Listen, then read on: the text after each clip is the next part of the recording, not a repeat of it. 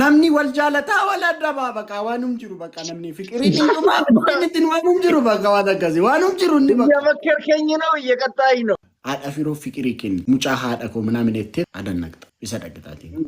Akka mucaan kan isii ta'e itti maal kun adannaquu maal barbaadare? Seenaatti mi mucaan kan keeti jedhe itti min jenne bar. Amma fakkeenyaaf anaan adannaqe otoo naan jette haadha firoo koo. Koomiti gaandee koomiti. Haadha firoo yeroo wajjin turretti waan gaariis waan hamaas gammachus gaddas quufas beelas lolas taznaanna'us fiqirii gochuus dabarsineerra waan dabarsine sana keessa gammachuu lakkoofsaan hin madaalamne naa kennite jireenya koo mabraatii goota akka aduu gootee jireenya koo naa bareechite giifti amma garuu dubbiin hin taane gargar baanus garuu waan darbe sanaaf nan si galateeffadha nan si jaaladha ati nama gaarii simeetii keessa galte maal amman boossotoon xinnoo ture. Ergaan koraachee biraan si haa ga'u waan maraachee jedhe sana.